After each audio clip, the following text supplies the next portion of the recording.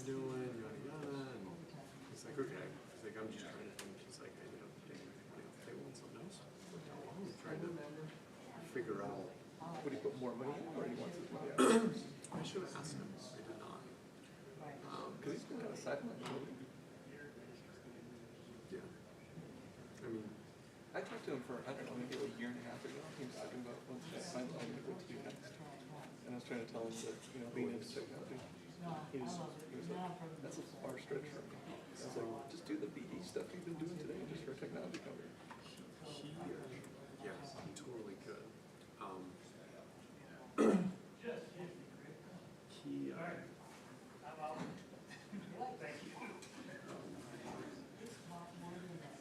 He lost his sister this last year, and then he lost his dad. Good afternoon. This is the time for the Legal and Finance Committee meeting, April 30th, 2025. We'll begin with roll call and determination of quorum. Beaverdorf. Present. Evans. Here. Maher. Here. Roseland. Here. Stroman. Here. We have a quorum.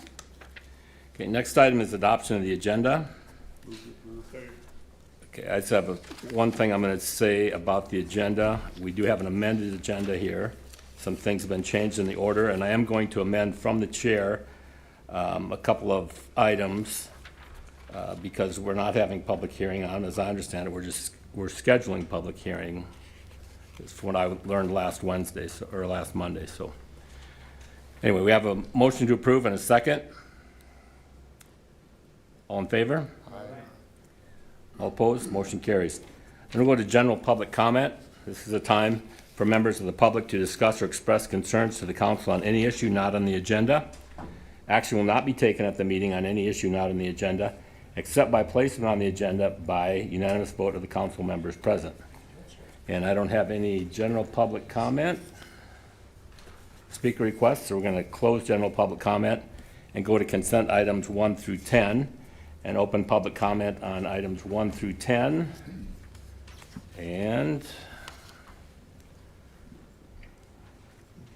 I don't think we have any speaker request items on those items either. I think they'll come up later in the non-consent calendar.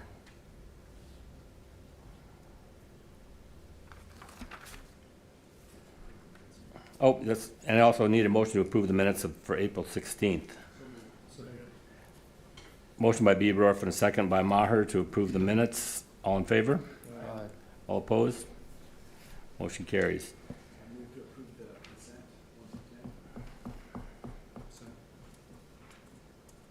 There's a motion to approve 1 through 10 and a second. A motion by Beaverdorf and a second by Maher.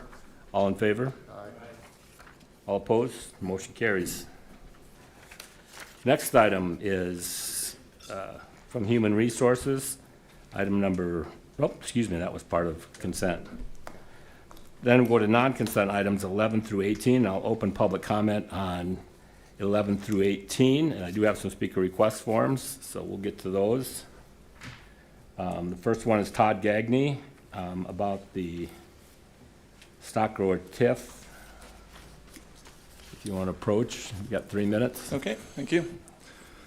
So on the TIF specifically, I just want to talk a little bit about kind of our request. So I think I sent you guys an email on the 28th that kind of outlined what our requests were. The project, we're trying to create an environment that people want to work, live, and play. We're trying to recruit talent from outside the region to support the tech jobs that we have. And so the TIF is really looking at 2 aspects of the project. One of them is under some underground parking. We all know that parking downtown is an issue. And so one of the things that we have in our design is to build up the northern side of it into an amphitheater type area and then basically carve out underneath. We understand some of the problems that we've had when it comes to water table, and we think we can get 17 spots below that. Unfortunately, as you know, that's expensive. The second piece to the project is really looking at the green space. We're trying to create as much green space for the public to use as well as the people that work and play in this area. So those are the 2 elements that we're requesting the TIF for. If we do not get the TIF, the project still goes forward. We probably will take away the underground parking and do some modifications to the green space, but our goal is to keep the green space intact.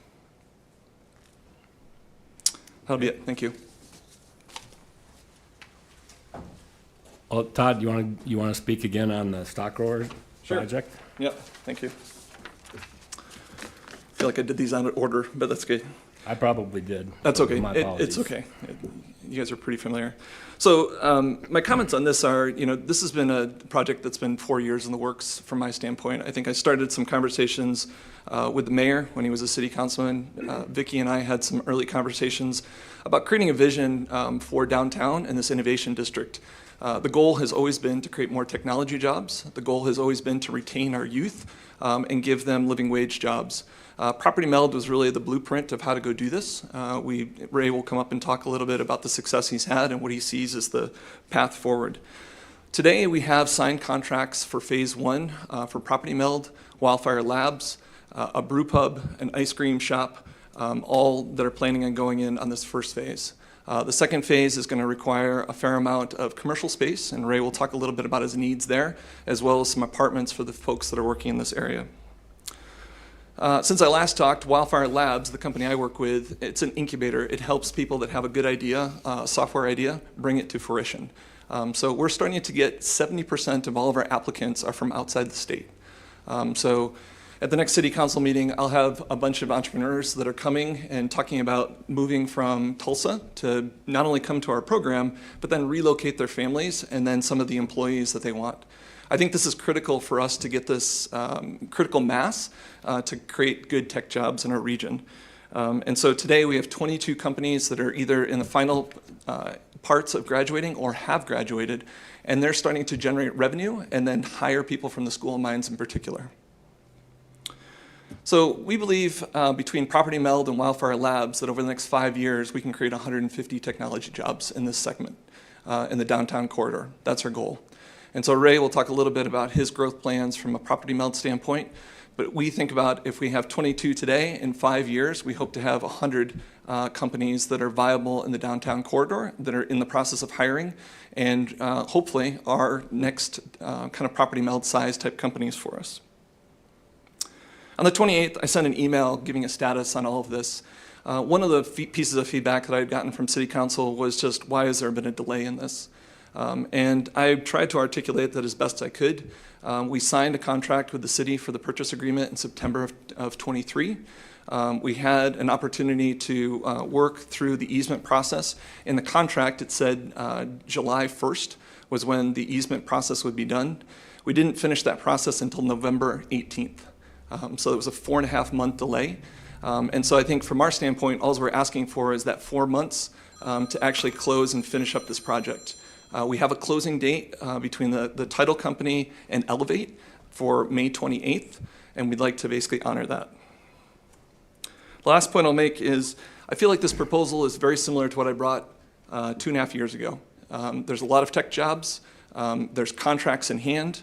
Wildfire is way more established and viable than it used to be when I first brought this up. And we're creating projects that are viable and creating real jobs. And so I just hope we get the opportunity to do it. Thank you. Next we'll have Mr. Hespen.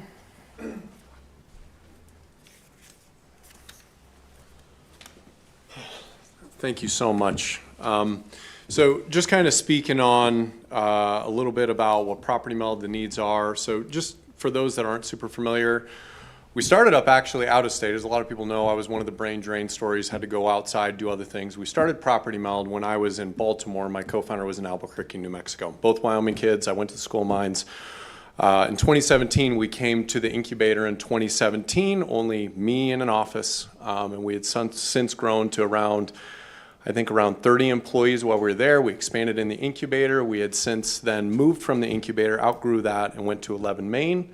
And then at a certain point, we outgrew 11 Main, and we ended up moving to the downtown location that we are. And, so we've got a track record of growing and building a technology company where there's not necessarily a lot of technology companies.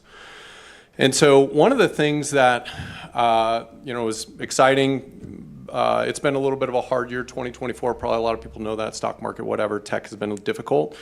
But we're continuing to grow. We ended up, at the end of this last year, we ended up buying another tech company that took over $14 million in funding, and we ended up acquiring it. It is now part of Property Meld. That's based here right in Rapid City, South Dakota. And so we are continuing to plan on growing. And so this year, our emphasis and focus is continuing to get more profitable, because that's what investors need right now. They do not want money burning cash, burning fire pits. So our plan has been this year, continue to get more profitable, get more metrics, and then our big focus by the Q1 of this next year, we're going after a very large raise to the tune of $50 to $100 million to continue the growth of this company.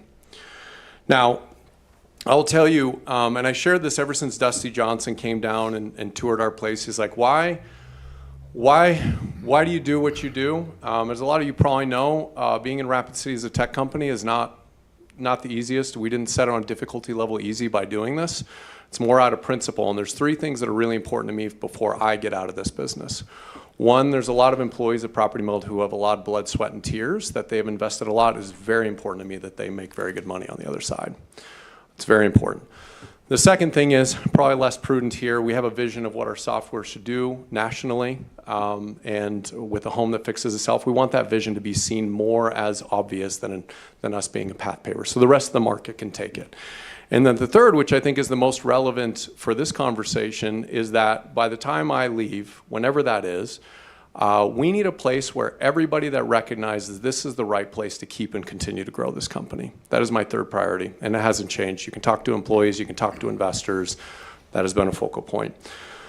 I'll tell you that third one is very important, but I will tell you one of the biggest reasons why it is difficult to grow a business here in Rapid City, South Dakota. It's actually two things. One, it's capital. There's nobody in this community that I'm familiar with that can write a $50 to $100 million check. And that goes for any startup that's going through doing whatever. Capital is not easy here. Okay, And Ray, I got to stop you there. That's time on that one. You can talk about the TIF now if you want to. Okay. So on the TIF, the other thing is recruiting talent. The reason the TIF is important and what we've been working with in designing the building, green space and whatnot, is we have to recruit talent. As a lot of people don't know, Rapid City, South Dakota does not have scaled technology software company talent in here. We have to bring it in. We have a lot of great people that are actually here ready to work, but we need people that have come and lead and make some of that stuff happen. And so one thing that I often do when I'm trying to recruit great talent, I say, awesome, you've been in Santa Barbara, California, you should come try Rapid City, South Dakota. They kind of laugh. No way, I'm not moving. Bring the wife and the kids out. Let's have a conversation. And when they come here, they spend time in our cool building that we have now in what we're trying to do. And that is probably one of the most important sell points that we have that can reframe how their minds think about our community, whatever they've built it up in their mind. So having a great space, a great location, and what we've worked with the developers on this is actually critical for us to actually achieving these growth goals. Not only that, I will tell you, every time we get close to investors coming in, just like they've come through, capital, they will make some judgment calls on how competent you are based on the location you're at. Fair or not, when they walk into our building downtown, in the last fundraise that we did, we got a lot different look than when they came to our incubator. It is very important. And as we go for our large check, $50 to $100 million, it is going to be ever more important. So we have to demonstrate that we have competency to bring talent in, and we have to have the ability to impress capital that this is a community that can be invested in.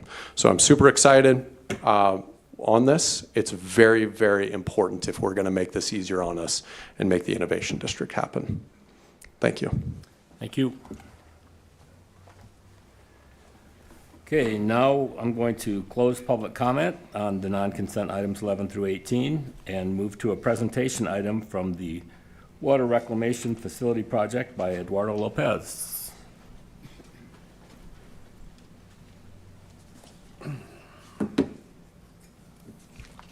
Good afternoon, chairs and members of the committee. I'm Eddie Lopez, Operations Engineering Manager. I also serve as the project manager for the Water Reclamation Facility Improvements Project. I'll be using WRF from this point forward. Water Reclamation Facility is a mouthful, so I'll save some energy there. I wanted to start off with the presentation with a historical timeline of the project. I wanted to point out that WRF was originally built in 1967.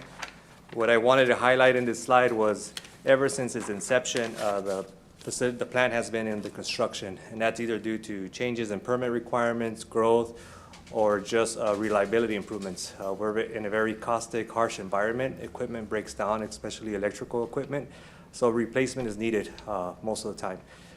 If we focus on the right side of the timeline, that's where we're at right now, phase 2 of our project. Right now, it's scheduled to be completed winter of 2028. We do have a major milestone in 2027 when we're looking to bring systems online and start the commissioning process. So we have a very exciting project here in the next coming years. Quick project overview. This is the city's largest infrastructure project to date. This project serves to provide needed services to our community today and in the future. The current system is being improved to become more efficient, require less maintenance, and be more reliable for years to come. And at the project completion, the WRF will be able to meet the anticipated future regulatory needs. So the project was awarded in summer of 2024. Ever since then, at that time, we were still in the process of securing some final monies for the project. I am happy to report that all monies have been secured for this project, and we have a $207.3 million budget. That's comprised of $136.5 million in SRF loans. We have $52.8 million in ARPA grant money. That's 25% of the project cost of free money. And then we have enterprise sewer funds that rounds that out to $18 million, and that brings us to a total of $207.3 million for our project. Since the award here in the summer of 2024, we've been busy. We've done a lot of work out there. I have a couple items that I wanted to highlight as far as milestones that we've hit. In November of 2024, we placed the first concrete for our aeration basin 3. This is a tank that will be used to biologically treat sewage by growing good bacteria in that tank. In January 2025, we began excavation of our secondary clarifiers and the RAS-WAS building. The clarifier is part of our final treatment process as we go into disinfection. And then the RAS-WAS building is what I call the heart of the plant. That's where we take our recycled activated sludge and we send it back to the aeration basin. And then the waste activated sludge is sent to the solids holding tank, which is then sent to the dewatering building, which then the liquids is sent back to the plant, and then the solids are landfilled. The last two items in January 25 and February 2025, we also poured our mat slabs for those structures. One of the things that I wanted to mention is that in order to get to this point, we had to drill 172 concrete drill piers down 30 feet down to hit shell. These are 36-inch diameter piers. So there was a lot of structure that went in order to get to this point.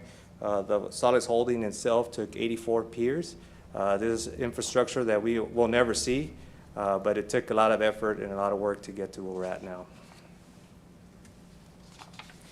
This is our project aerial, our site. One of the things that I wanted to focus on is just the magnitude of our project. It's comparable in size to the monument complex there, if you include the parking spaces and the hotel there. So it's a big footprint that we're working in. Each of these projects that are flagged here could be individual projects on their own. So we have a mega project here. It's very cool, once a lifetime project, and I'm happy to be a part of it. We start off on the solids holding tank. That's a 100-foot diameter tank that's 14 feet deep. I am happy to report that structure is complete at this time. We still have a lot more piping and stuff that need to go in, but that structure is complete. Next is our dewatering building. That's our biggest building that we have there. It's going to be approximately about 3 stories high. We're going to be housing millions of dollars of equipment there, a lot of tech that goes in there to finishing off our process. Next is our aeration basin 3. That's a similar structure that we have just north of it. I do have a cool video that I'll show next, a time-lapse video of that. One of the things I just wanted to point out is that, it's a lot. The structure itself is about 20 feet down in the ground. A lot of our structures are below ground. You'll never really see what's underneath. You'll see the top 2 feet of it. But we're down 20, 30 feet in the ground, and that's something to note of. Our plant drain is our lowest point in our facility. That's about 33 feet down in the hole. And next is our secondary clarifiers that we're building, similar to the ones on the north. As you can see, we have a lot of stockpile. They're located on the south side of the project, of the property line. So we've moved a lot of dirt. We've encountered a lot of unknowns through the process as well. Here's the project video as promised. This is approximately 8 months of construction, trimmed down to 50 seconds. PKG has been actively working since the award of the project. They've worked through the winter period, and I just wanted to stop, kind of pause and give kudos to the construction workers that braved the weather for us.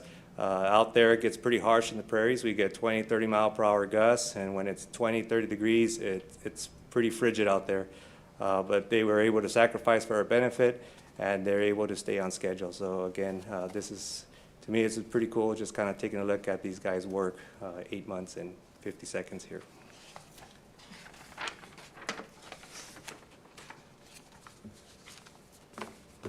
We do have additional videos that we'll be bringing to council as well, just to kind of show what's going on for each of our structures that we're building.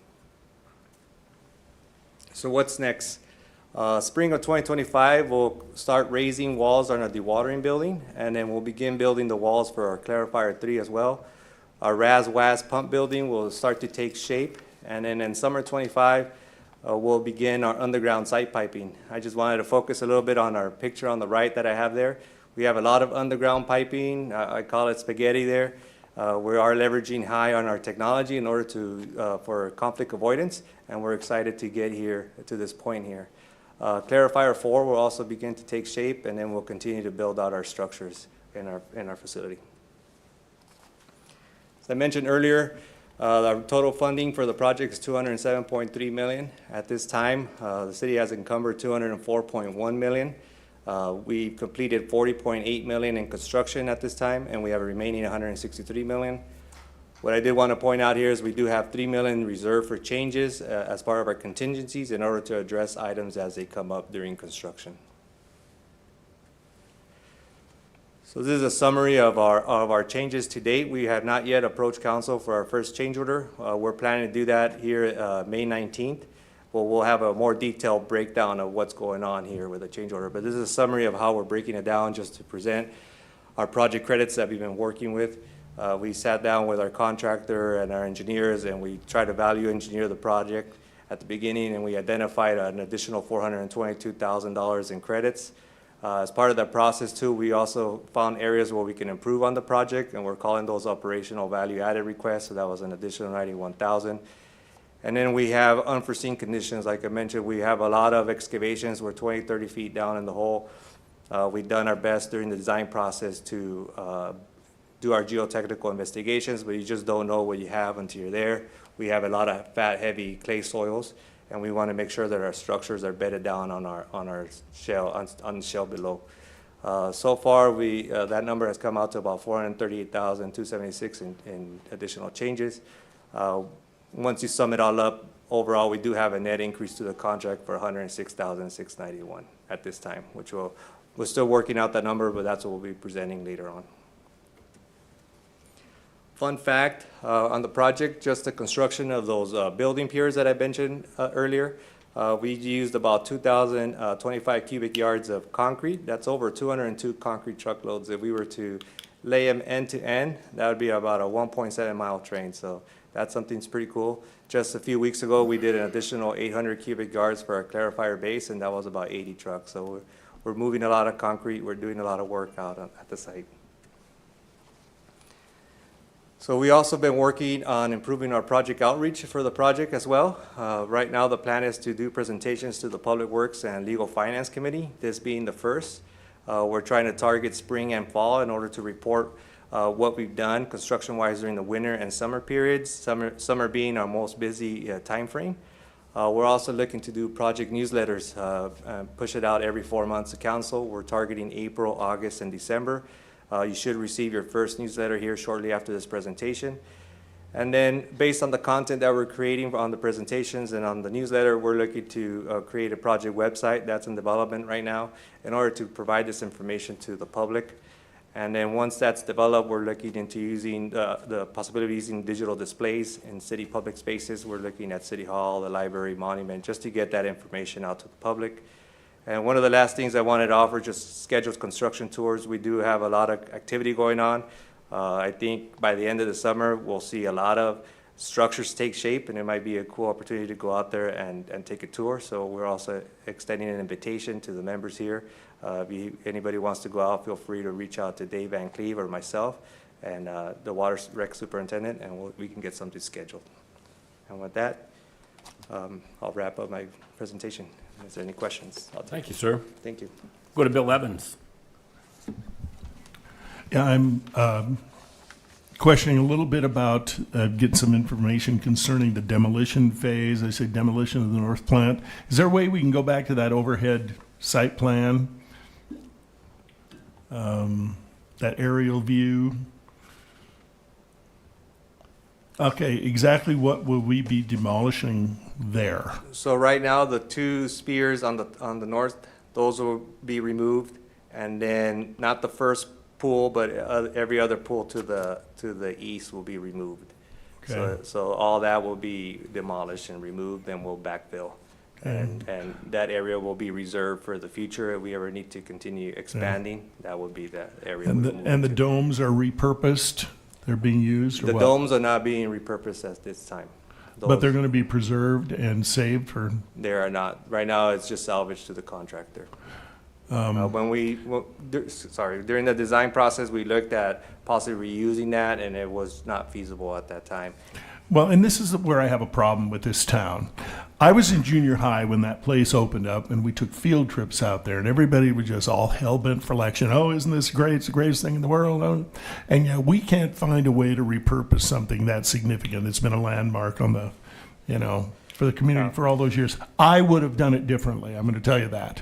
Because I think there's a use for something like that, and unless they're structurally unsound, and they possibly could be, I mean, they've been around a long time, I would have found a way to repurpose that somehow. But that's just the comment I wanted to make. I don't find a lot of creative thought happening within our departments, frankly. They kind of go with what is, and I'm looking at the budget here, $250 million. And we approved that, and we approved these gigantic sums for highway construction and other things. And yet, some smaller project will come down the pike, like maybe the one we're going to be discussing in a few minutes, and then we hold the feet to the fire and justify every damn last quarter. So that's my only concern about projects like this, is that I think we need to be a little bit more creative as to how we repurpose things and save it. Because Rapid City doesn't have a lot of old infrastructure that's, great. I was curious about that. That's my comment. You don't need to comment on it. Thank you. Thank you, Bill. Anyone else?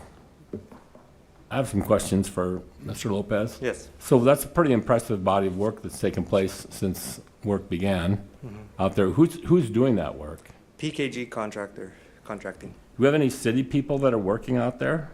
As employees, yes. So we have our city inspector, he's out there helping us out, Jason and myself, and we have another gentleman, Alex, as well, where we take turns supervising. HDR is out there as well as a project representative for us.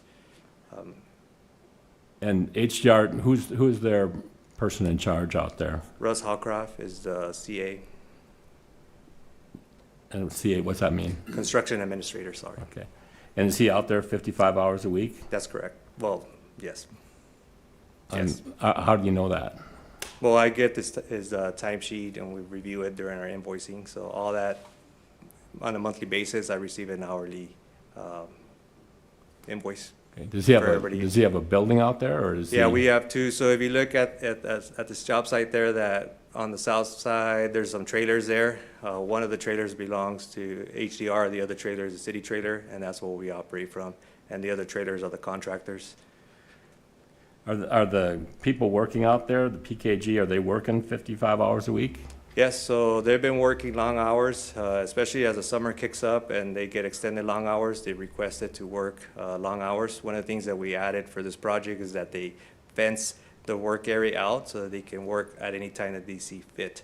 Last season, we did some overnight pours, so it's just time is money for them. So as the more time that they can work in, the more that they will do. Okay. I think that's all I have. Thank you. Thank you.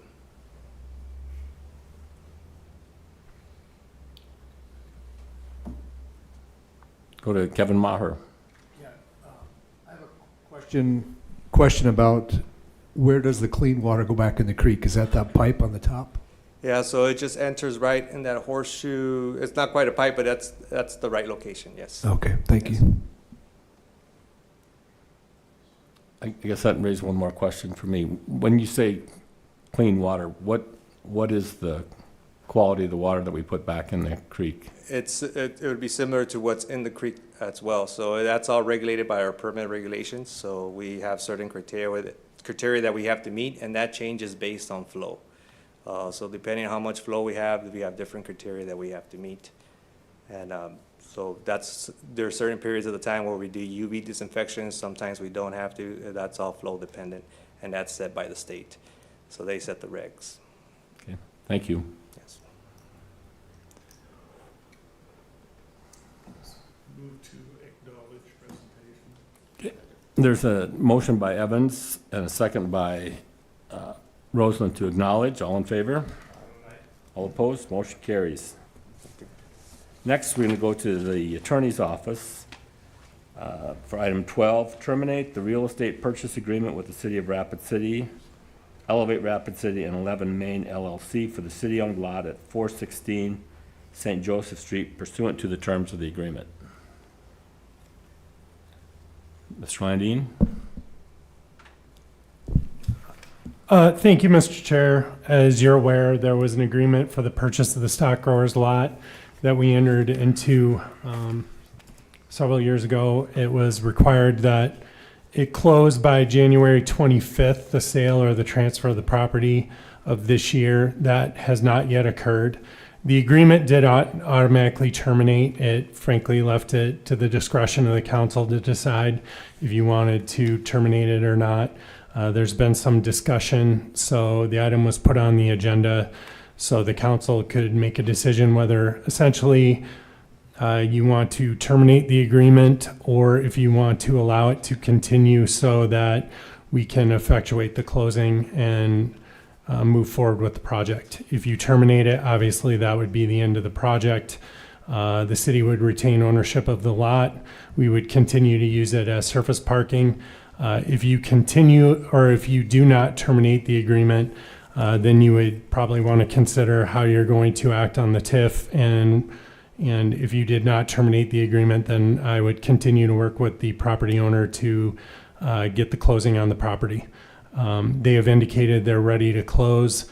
I think if you did not terminate the agreement, we would probably close on the property within a month or so. I think they have a tentative closing scheduled for the end of May if you want to proceed with the project at this point. Thank you. Go to Josh Bieberdorf.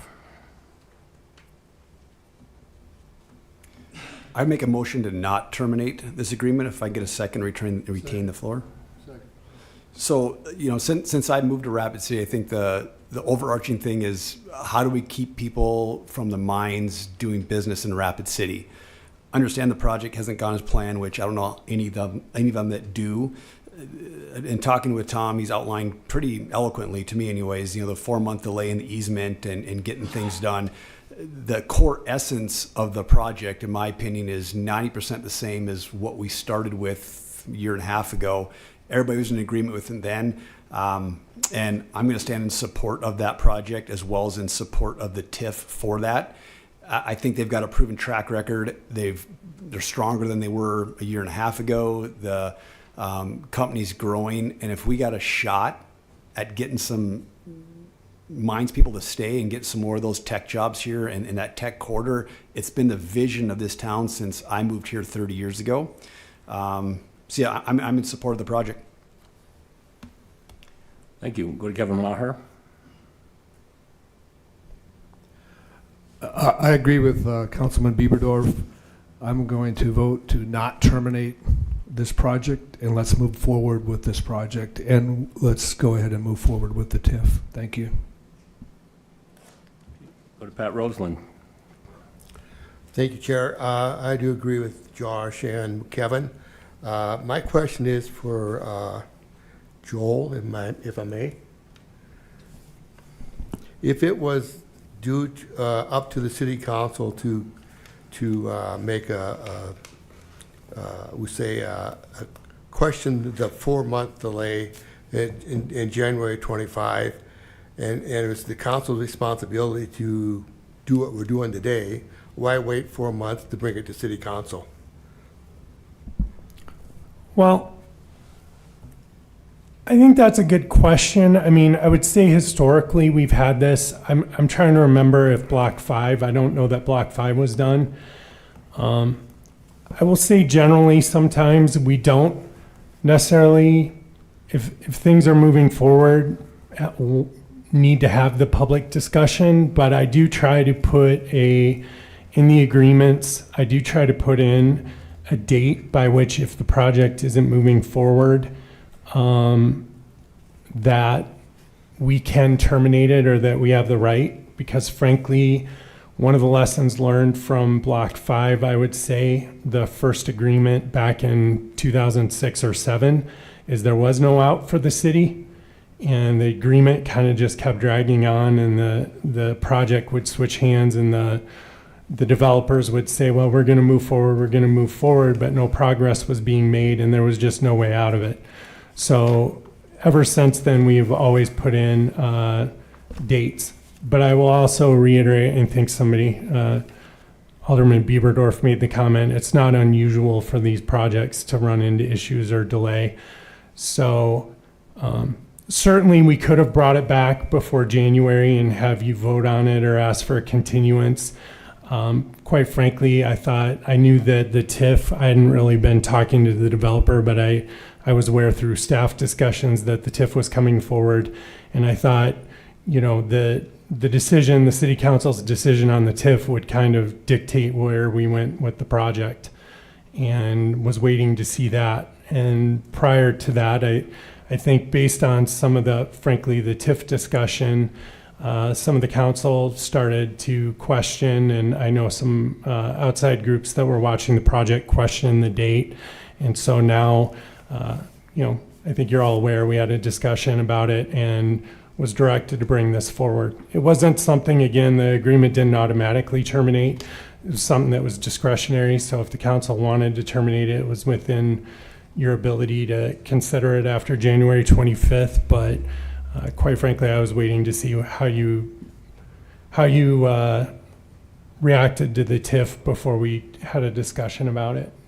And again, if you approve the TIF at that point, my assumption is the project, you're on board with it moving forward. If you didn't, then I think it was going to require some discussion, but anyway. Thank you. One more question.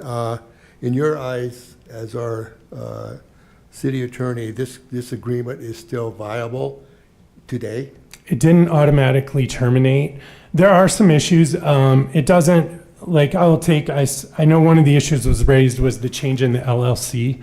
It isn't unusual. I don't think we addressed it specifically in this agreement, but like in the Block 5 agreement with Lloyd, they were very upfront from the beginning that there would be a different holding company operating the hotel and the apartments.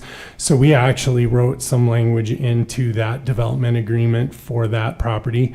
This wasn't really a development agreement, but I think as far as if you want to address switching the LLC, I don't see that as a major issue. Or if you want to amend the agreement to put a new, I think Mr. Gagne's request was, hey, the easement did get delayed, which is true. It did not get done in the time frame originally anticipated, and you wanted to give them that. You could extend the date to a certain date, and we could address the LLC. But no, I don't really think that is a major issue that we need to overcome. Thank you. Appreciate it. Go back to Bill Evans. Yeah, when we entered into these agreements, we have to have a display and a show of trust. And I'm going to trust our planning people and our development people who really believe in this thing. They're the experts, and that's what we pay them for. I'm also going to trust the developers that they're going to follow through on what they say is going to happen. And the only reason I have any trepidation whatsoever is if you all look up the city of Omaha and just look up Jobbers Canyon, and you'll see one of the worst disasters in urban renewal in the history of the country, probably the worst. They were working with ConAgra, who wanted to build a new facility on the edge of the river there. They demolished 19 square blocks of 9-story warehouses that had been used. It would have been the greatest warehouse district in the United States. They bulldozed them all, and within 5 years after doing that, ConAgra packs up and leaves Omaha and leaves them with this giant scar upon the city, still considered the worst urban renewal disaster in the United States. So I just trust that you guys are going to stay, that you really believe in this town, and we're going to follow through. And then in 25, 30, 50 years, we have a big corporation operating out of here. So I think it's a show of trust on both sides. So I'm going to definitely vote to continue the contract. Thank you. Anybody else? I'd just like to comment briefly. This contract, and I think we all know that there's issues with this contract and the way that it's written. However, those can be overcome by making a responsible decision today, which, from the sound of it, doesn't feel like people agree with me on that. So it does have a provision in there that says if the community developer is unable to complete closing on the property prior to January 31, 2025, the city has the right in its sole discretion to terminate this agreement and retain title to the property. Of course, we could do that and still put it out for proposals and still have probably a much better proposal if we opened it up. That's what I'm hearing from a lot of constituents is, why do they get this sweetheart deal? They've been sitting on this since September of 2023, and nothing has been done. And now all of a sudden we're trusting that something's going to be done, when in the last week since our council meeting, or 10 days, there's been a mad scramble to get all these people to say, oh yeah, we're on board now. When before, when the rubber hit the road, they were bailing out. And I think Property Meld is a super success story for Rapid City. I don't think that we need to hang on to this old contract, which is not a good contract, and proceed just because we did something before. Now all of a sudden people are saying things to get you to change your mind, which most of you apparently have. This is nothing. We have nothing to lose by canceling this contract and moving forward with a request for proposal to see what other ideas are out there. We are not married to this. We have every right to change it. But that's all I have. And so if there's no other comments, call the question. There's been a motion by Bieberdorf and a second by Maher not to terminate the contract. All in favor? Aye. All opposed? Motion carries. Next item, we'll go to community development. And we have a number of resolutions here. And the resolutions state in the title that there's a resolution creating a TIF district for several different TIFs. I just want to correct that we're just setting it for hearing, as I understand. We are not saying on the record that we're approving these TIFs and that we're approving the districts. So I want that clear on the agenda and in the minutes, that that's not what we're voting on approval, even though the resolution erroneously says that. So we'll go to community development. Ms. Fisher. Thank you, Mr. Chair.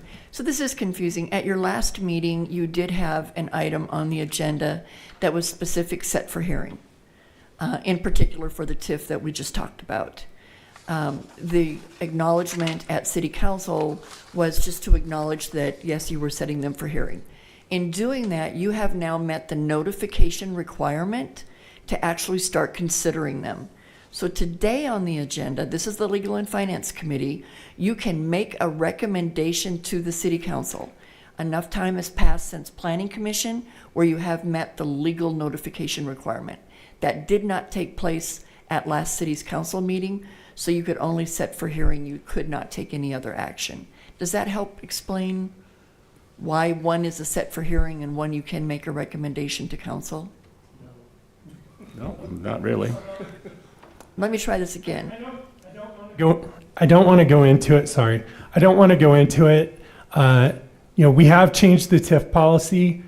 Frankly, based on some of the discussion that occurred at the last meeting and the set for hearing, I think we are already working on it of what the policy is. I don't know that it was required to be set for hearing. I also don't think that set for hearings are required to be on the council agenda. So we're addressing that issue. But at this point, it's kind of semantics because Alderman Stroman is correct in that this is a committee meeting. You are not actually approving this today. It is a recommendation to the council where to approve it. I will say when we have a set for hearing, what I've conveyed to my staff, when we have a set for hearing that says it will be set for hearing on Monday night, I did not expect it to be on the agenda. However, because the public hearing was set for Monday night. But it is on the agenda. I think you can talk about it. You are not, to be clear, and again, as Alderman Stroman said, you are not approving anything today, whatever action. Today it is a recommendation. I think the next round of TIFs, you will not see this and we'll have the process squared away. And I think it's just frankly a function of having a number of different people who are involved in this, both on the planning and planning commission side, finance, and my office. And we just need to get, frankly, our ducks in a row so that, the process is smoothed out. And I think we're in the process of doing that right now. Thank you. Go to Bill Evans. Well, I guess I'm evidently stupider than everybody else because what I'm reading here in the title, it says resolution creating the Homestead Extension Overlay District. It doesn't say something else. So I guess I don't know why it has to be stated that way if that's not what it is. Could you explain that? It's just, I guess, the semantics, but it still is Yeah. confusing. Well, I mean, the title, all that titles, ultimately, if you approve it on Monday night, you are approving it. The title doesn't change between the committee meeting and the council meeting. So that's the title. I mean, ultimately, we're asking you to approve, or you're being asked to approve the resolution approving the district or creation of the district boundaries. But it's always at council or at the committee level, it's always a recommendation to approve it or not to approve it. It's not a final approval, no matter how it's worded. It's the agenda titles don't change.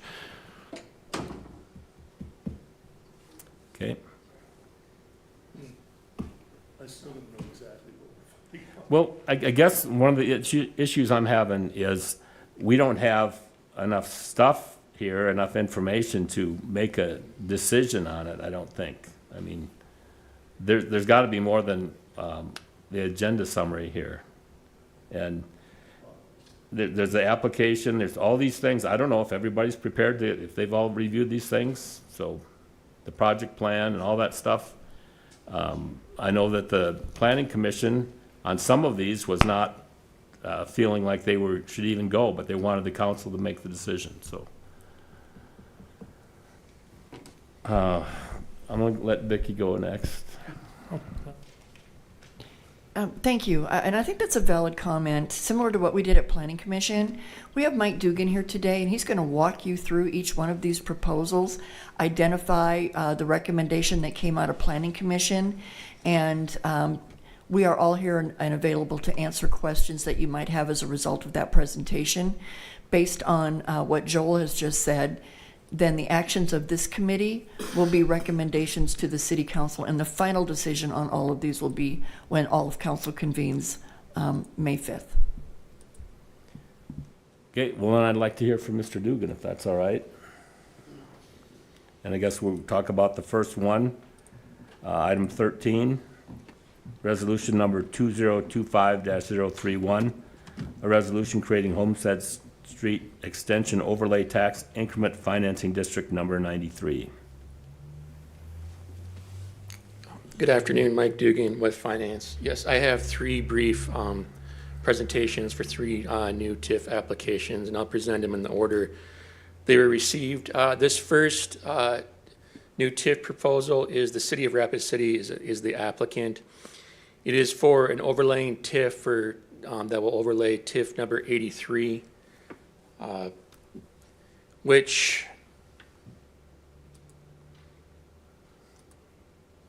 right here in the middle is the current in red hash marks is TIF 83. I did this aerial off a rapid map to kind of show the development in this area. Over here off of Bridge Drive is the NN development, TIF 92, that was approved last fall. That's the extension of Reservoir Road, the construction of 156 single-family homes on this side of the future Reservoir Road. Then the large TIF red cross-hatching is the east anamos of TIF number 84. That's still in the construction phase. This is a close-up of the new district, the overlapping district. What this district will do is allow funding for a new fire substation with offices for the police department and a city park. The current zoning, it's a mixture of office commercial, general commercial, and medium density residential. Major street plan, Homestead Street that was put in as far as the original TIF as a collector street. And then off here is the principal artery is Elkville Road. The TIF funded project costs, the request would be $7 million allocated to the construction of the fire department substation with office space for the police department, construction of a new city park. I just want to note that there was an amendment to TIF 83, the underlying TIF, that there is an additional $584,000. So there would be available of about $2.5 million available for the new city park. And then item number 3 that may or may not be used, improvements along Homestead Street to the intersection of Elkville Road.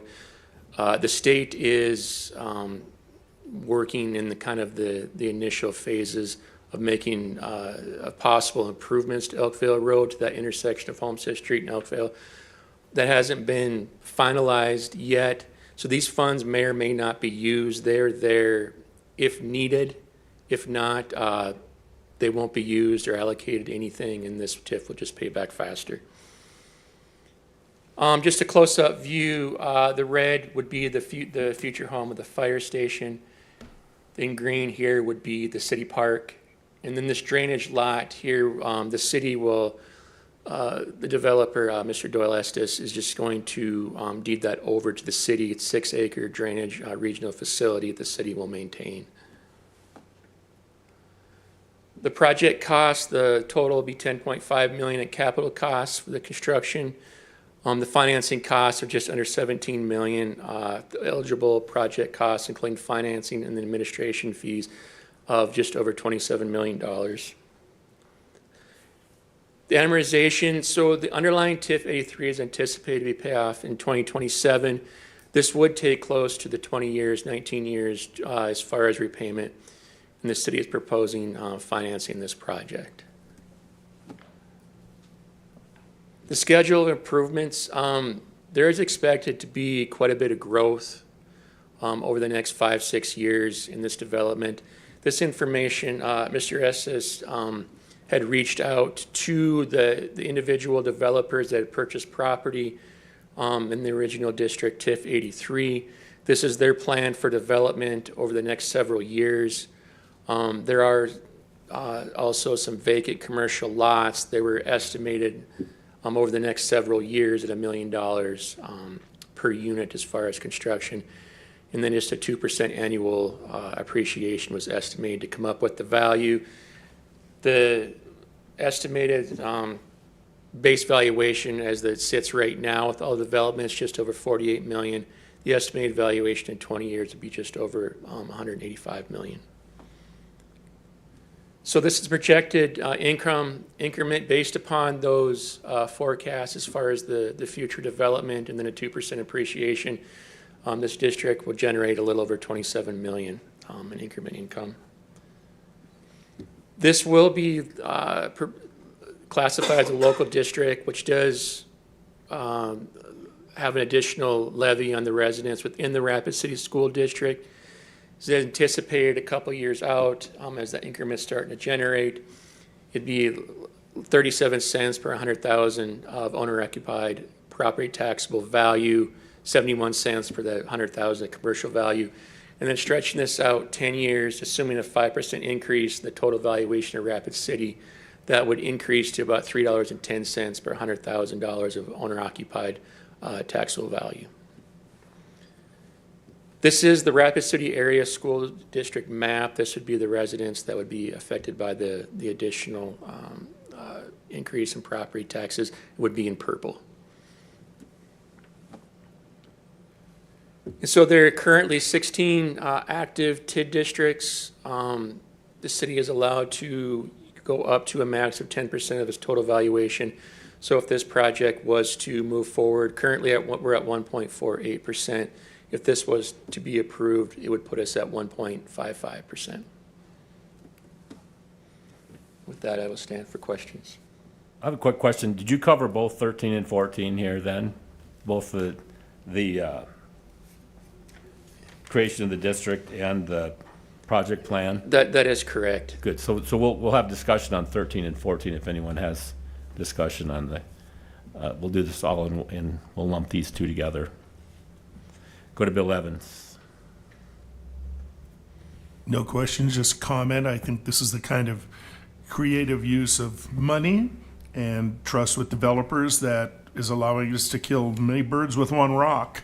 And so I totally support this, and I want to see it go forward. And if you look at the stats, you can see that this is a good investment for the city, and it'll pay for itself in very little time. Thank you. Okay. Can we do 13 and 14, or are you going to split them up? Second. Okay, there's a motion by Bieberdorf and a second by Roseland to approve items 13, resolution number 2025-031, resolution creating Homestead Street Extension Overlay Tax Increment Financing District number 93, and item 14, resolution number 2025-032, a resolution approving the project plan for the Homestead Street Extension Overlay Tax Increment Financing District number 93, and the motion is to recommend approval. All in favor? Aye. All opposed? Motion carries. Next, if we could hear from Mr. Dugan on 15 and 16. 15 is resolution number 2025-033, resolution creating Innovation Corridor Tax Increment Financing District number 94. And 16 is resolution number 2025-034, resolution approving project plan for Innovation Corridor Tax Increment Financing District number 94. Mr. Dugan? Yes, the second application received is for the project previously discussed in today's meeting for the Innovation Corridor. So this is located downtown, adjacent to the Block 5 project that's currently getting close to completion of their construction of that property. This is located in the Central Business District. It is a city parking lot currently. Location, major street map. It is surrounded by principal streets downtown. The project details in the yellow are updates from what was discussed in Planning Commission, but phase 1 will be the construction of a 13,000 square foot, 3-story building. There will now be a second building in phase 1, located on the eastern side of the green space, where an ice cream shop has signed a lease to go in with the building that will include public restrooms. The first floor will be a tap room that will estimate to have 4 full-time and 8 part-time employees. The second floor will be office space, and then the yellow there, new from the Planning Commission, their tenants will be Property Meld and Wildflower Labs will be moving into that phase 1 office space. Then the third floor will be the 3 market rate apartments. Then there's over 1,800 square feet of green space that will connect phase 1 and phase 2. Phase 2 is a 5-story mixed-use building with office space, and then with underground parking, there will be additional market rate apartments. The boundary is just under an acre with a construction site of 0.64 acres. The TIF funded cost, this is proposed to be structured as a grant in the amount of $1.4 million that can be used towards the project. The applicant will not be using that grant to purchase this property. They have sold a property downtown, and those funds will be rolled over to purchase this lot. This will be classified as an economic district. The total construction costs are just over $12.7 million, and the design is part of the Rapid City Innovation District, which is an innovation hub that connects the downtown South Dakota, or School of Mines, to the downtown core. This meets per the new TIF policy, the requirements. Infill development there in yellow does not extend the existing development pattern, makes use of existing infrastructure surrounded by existing development, and is served by fire and ambulance service within a standard response time. This proposed layout, it will change now per what was discussed in Planning Commission with the addition of the second building now that'll be to the east of the green space for phase one. So phase one, the underground parking, and phase two, phase one green space. I have it marked up here. Mr. Gagnon, the applicant, is working with planning department. This parking does not work, so that the plan will have to be changed. There's a big red X there that won't be part, that'll have to be modified to meet requirements. This is a rendering. This is not a final concept or the color scheme. Just this would be the phase one. This would be the first building in the green space. With the TIF cluster amount, with interest of just over $2.5 million, over 20 years, this project is anticipated to generate just under $4 million in increment. That is a conservative estimate, as you can see in year 6. The applicant had just stalled the growth, saying there's going to be no appreciation from year 6 to year 20. So this is a conservative approach that it does show back. It will pay this back within 14 years.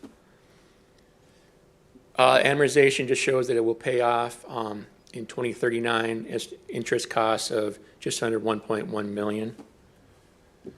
Project estimates, the 14-year amortization, anticipated base of the valuation of the district is just over $4.1 million, with a year 20 estimate of just under $17 million. Just the uses, sources and uses with the TIF funding, the developer, the applicants anticipating a rate of return of just under 5%.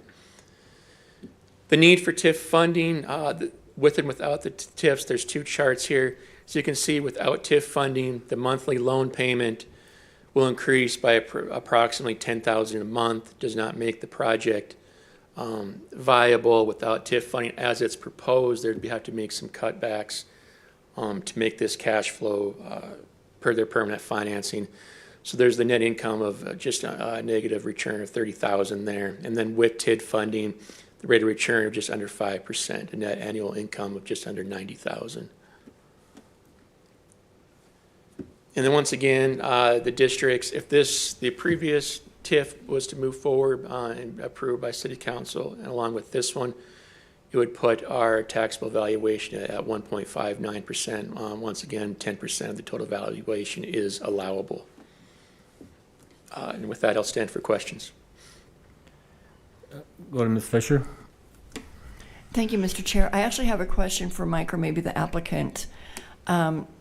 In this presentation, which is a little different from Planning Commission because things have changed since then, it's noticed that Phase 2 will be a 4 or 5 story structure. In your presentation, you identified it as apartments. This is the Central Business District. Is there commitment that that first floor would be commercial? We cannot have a standalone apartment building in the Central Business District. Yeah, Vicki, this was always the plan, to have one floor that was commercial and the rest of it was apartments, even from the very beginning. Even just talking with Ray, I think he's going to need more than just that first floor. So I think what we've been talking about is maybe having 2 floors of commercial and then the rest of them apartments. And Mr. Chair, if I might. Sure. Todd, you did send out an excellent email here a couple days ago. And in that, there's a commitment, a strong commitment for property Meld and Wildfire to now be located on site. Phase 1 has a 2nd floor commercial, and that's 4,000 square feet. Will that exclusively be used by property Meld and Wildfire? I think it'll be about 2/3 full, And so I think what we've told Property Meld, if they needed the rest of it, that's fine. But right now, they took about half of it, and we took basically another 1,000. And so do you anticipate any of the commercial area on the first floor of Phase 2 for Property Meld or Wildfire? Property Meld especially, Wildfire probably does not need any more space.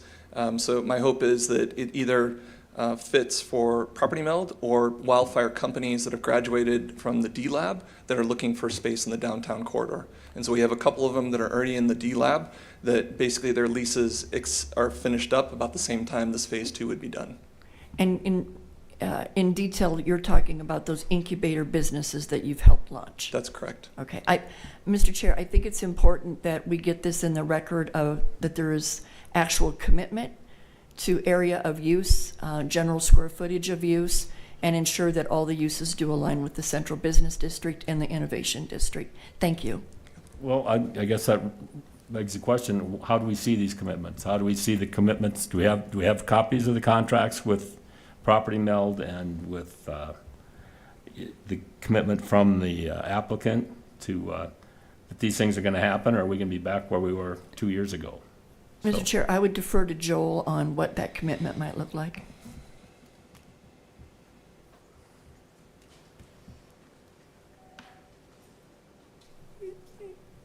You know, in the agreement, there isn't a commitment as far as what the space will be used for. Certainly, I shouldn't say that. There is an acknowledgement of what the inducement for the agreement was and what was proposed, but no, we can't.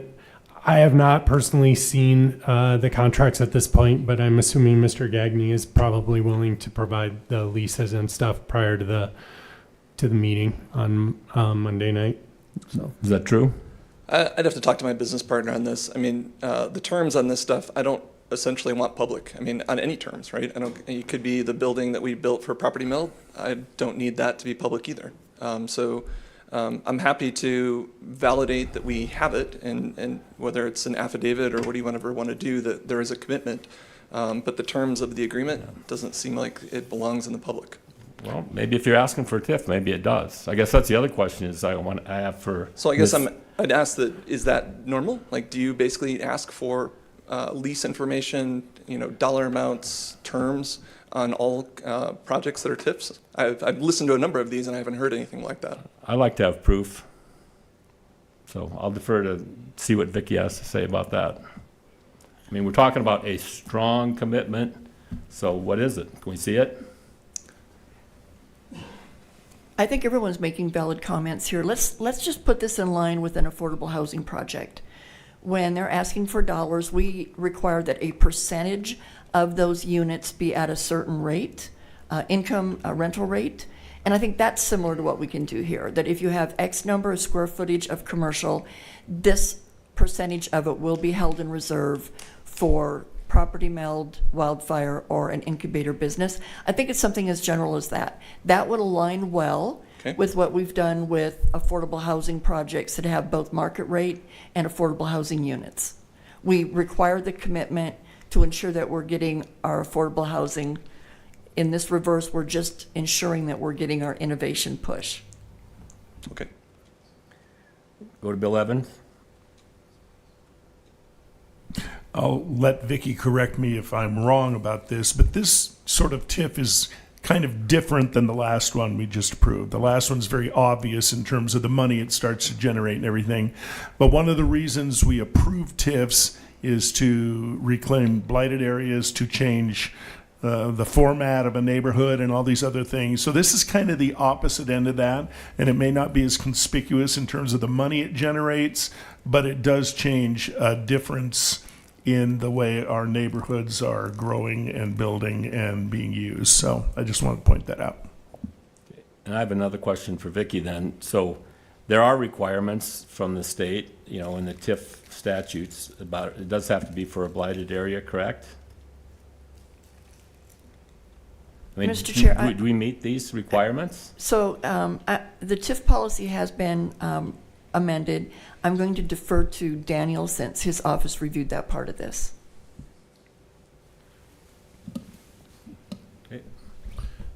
Thank you, Mr. Chair. I was actually trying to pull up the statute really quickly, and I did not get there in time for that. But part of the part of the rationale for these TIFs is if it would catalyze additional development. And so I think that, as Councilor Evans brought up, is kind of the part behind this, that through the TIF, there would actually be a catalyze effect that would actually induce additional commercial development within the downtown core that without the TIF is likely not to occur.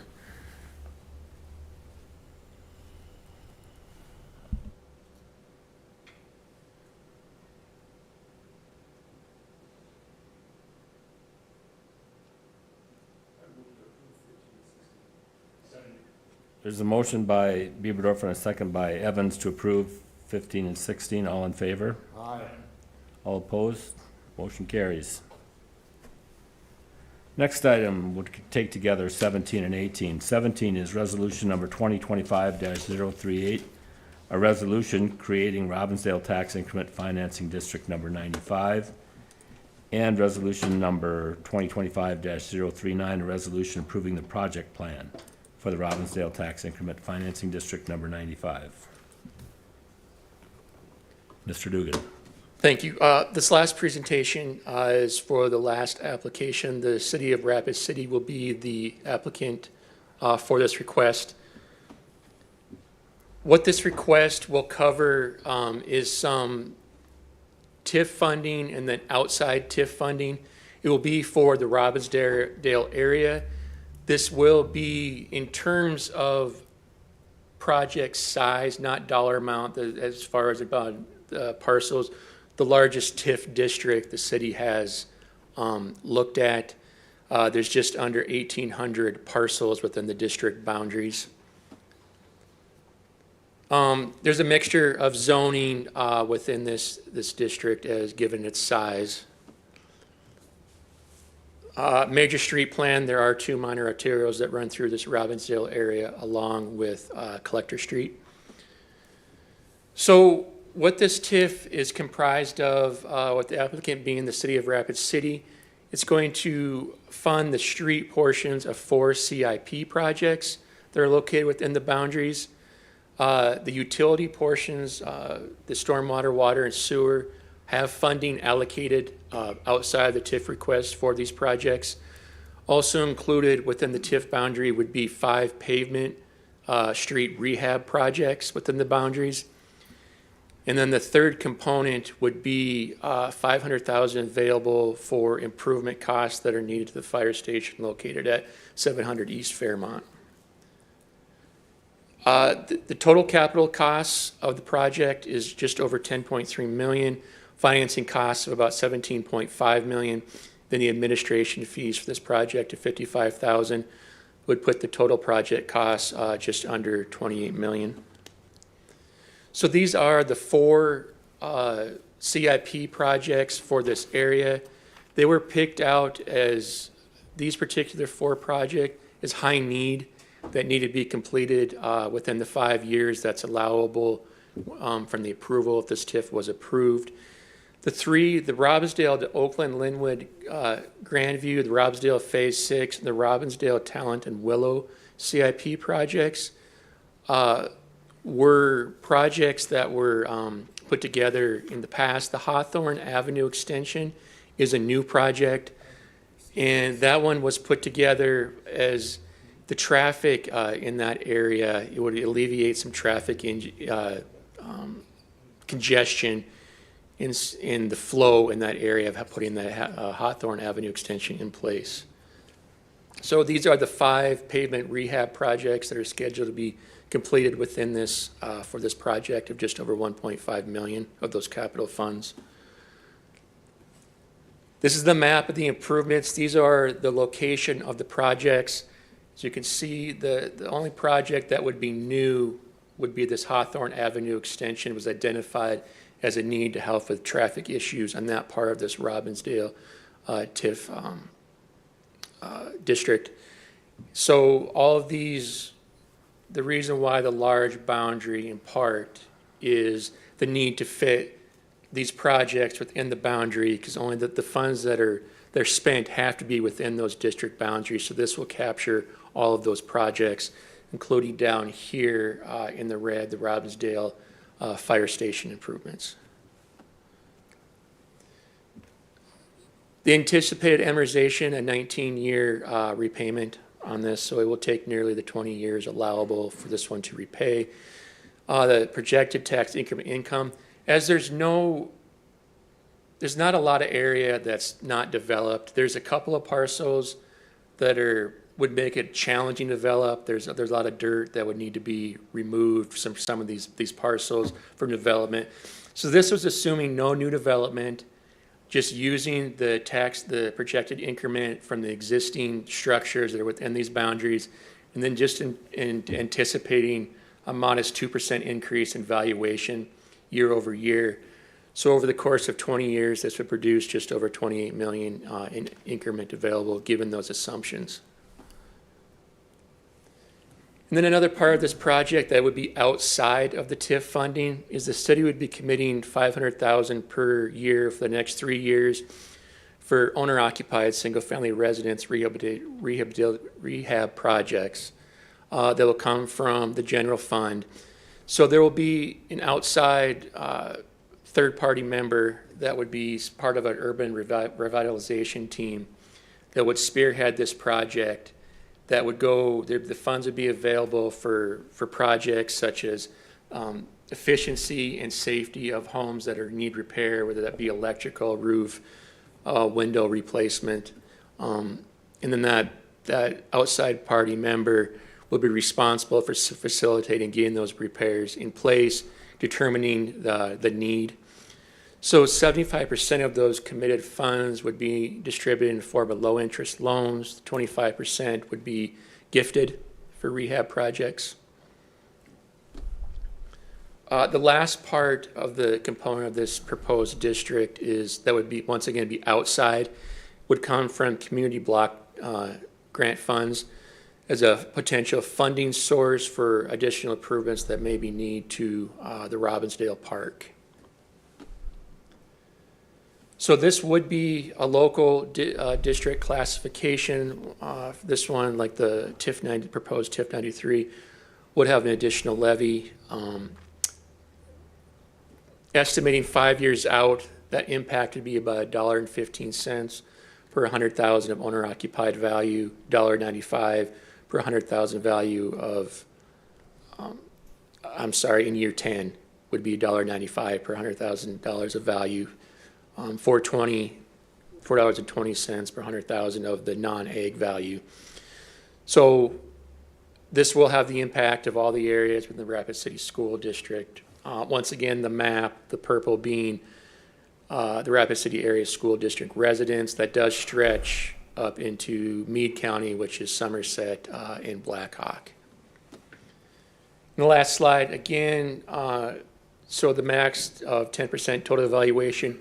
As this district will have a base valuation of just over $457 million, that is going to increase our total evaluation. So if the first two previous projects move forward or are approved, if this particular project is approved, that would push us up to a little over 6.58%, which is still below our 10%. So there would be additional funds that would equate to about $350 million of base value that would be remaining that the city could use, given the Rapid City's valuation today, and estimating that future growth of Rapid would be 5%. So that number would continue to grow as Rapid would grow, meaning they would open up more available funding the city could use for future TIF projects. With that, I'll stand for questions. I'll go to Kevin Maher. Sure. Thank you. I have a question about, I haven't seen, maybe I've missed it, but I haven't seen a TIF quite used just to go into an older neighborhood like that and redo the streets and some of the infrastructure. My question is, if we implement this, does that mean the county is out their portion of the property tax? Correct. Okay, and then one more question that has to do, you're increasing the school tax levy for everybody in the district. Is that to make up for what we're losing here? So for the state of South Dakota, one of the statutes is the school district is always made whole. Right. So the school district will not lose any funding. That is the reason for the small increment that each resident within the district, the Rapid City Area School District, would have to make up to make the school district whole. Okay, thank you. Ms. Fisher? No, Mr. Ainsley. Sorry. Thank you, Mr. Chair. In these situations, it is true that the county would not necessarily be reimbursed for their property taxes that they would otherwise receive from it. However, through these tools, the city has been working with the county to identify areas where they're also able to use tax increment financing to make some infrastructure improvements. I believe it was last month when the city council did consent to a county TIF that included new development within the city limits, precisely for that reason, to generate funds so that there can be infrastructure improvements in the county areas where, frankly, they didn't have the CIP or the infrastructure dollars to be able to make any of those improvements. So this is a similar situation where without the TIF, these are needed infrastructure improvements in that area that, frankly, there's no funding for. So without this, we won't have the road improvements and we won't have the improvements to the fire stations. And so I think it's kind of the give and take between the city and the county that we're just trying to hopefully use a few tools that we have available from the state to make as many enhancements for the residents as possible. Go to Bill Evans.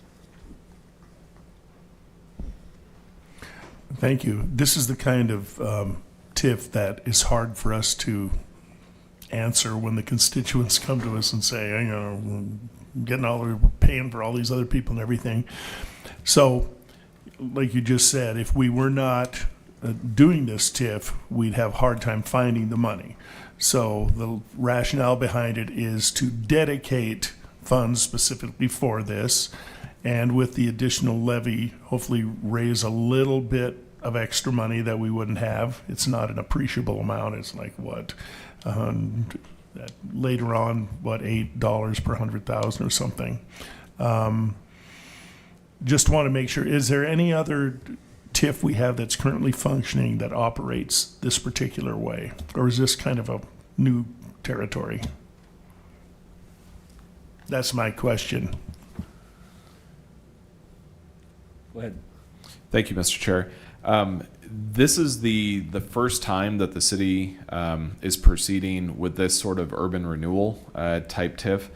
This is part of why the TIF legislation was actually originally envisioned by the statute or by the legislature, was trying to encourage the enhancement and reconstruction of infrastructure in some of the older neighborhoods where, frankly, if there's not some investment, some capital infusion in those neighborhoods, then over time they can start to become significantly blighted and become problems for urban decay. I think this is kind of a test case where we're using the original intent of legislation that was passed, I think, 70 years ago, trying to make those enhancements so that neighborhoods don't follow the typical urban decay pattern and instead continue to be solid, middle-class housing opportunities and a solid district for decades to come, and hopefully avoid the sort of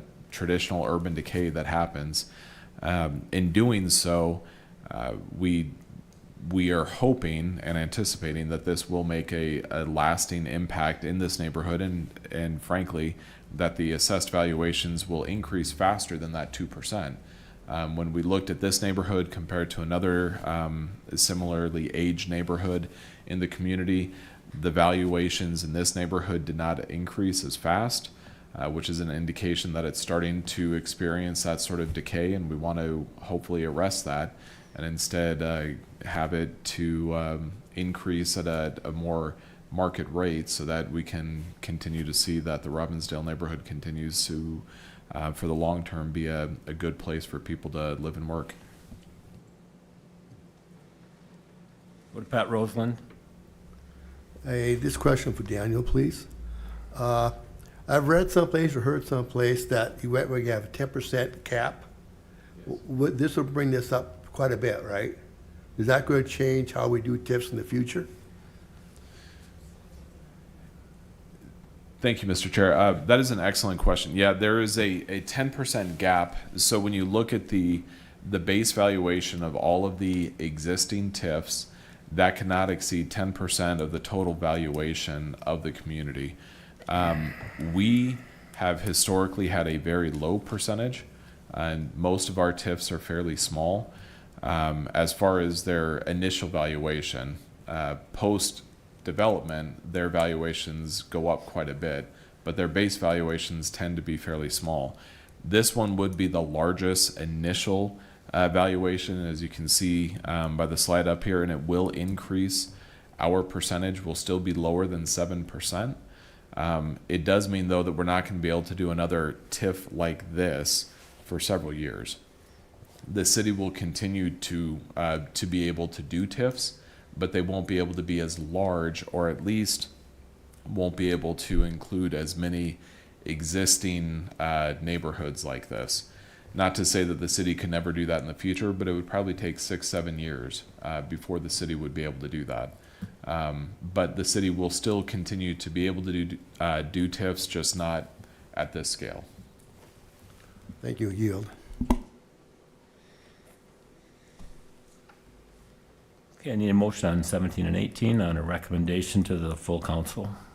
Okay, there's a motion by Evans and a second by Roseland to recommend approval to the full council. All in favor? Aye. All opposed? Motion carries. Next item is Alderman items. I just have one. If anybody else has any, let me know. But I guess I'd address this to our co-acting public works directors. We're probably a good 6 months out of the announcement from our previous public works director of his departure. I've been asked if we've posted the public works position. And if we haven't, why not? Because it does seem like we ought to be able to at least get it posted. Go ahead, Daniel. Thank you, Mr. Chair. That position is part of a overall restructuring that the mayor has been planning out for a couple of months. And I believe he anticipates that being presented to the council, the second council meeting in May. And so that position, I think, is his plan to have a slightly different role. He's trying to ensure that we're not increasing the total employment count of the city. So he's taken a couple vacant positions and is looking at reorienting or reconfiguring the responsibilities of those. But I don't want to step on the mayor's toes. I think he anticipates that being unveiled to the public the second council meeting in May. Okay, go to Bill Evans. Well, you're really not the people we should be asking. I guess we should be asking the mayor. I'm a little concerned that some of these big adjustments to the way we operate the community go forward without any discussion whatsoever. And this has not been, the council's not been partial to any, input on this restructuring, even though we're probably in favor of most of it. I would just recommend, and you can maybe take it back to the mayor, that I think this is something worthy of having a retreat or some kind of major talk about, because I always believe we are better than me, and the mayor may have good ideas, but I also believe there's great ideas out there, and unless you let people use them and input them, we never consider them. So before we go forward, the last thing I hate to do is vote to make major changes when we have not talked about it at all. And so I would just suggest you, as department heads, go back and say, we need to talk about this with the elected officials and see what they think about it and get some more input before we go pushing a plan in front of the council. Thank you. Yeah, anything like that would have to go to the council anyway, so. Anything else for the good of the order? Motion to adjourn by Roseland and second by Evans. All in favor? All opposed? Motion carries. We're adjourned.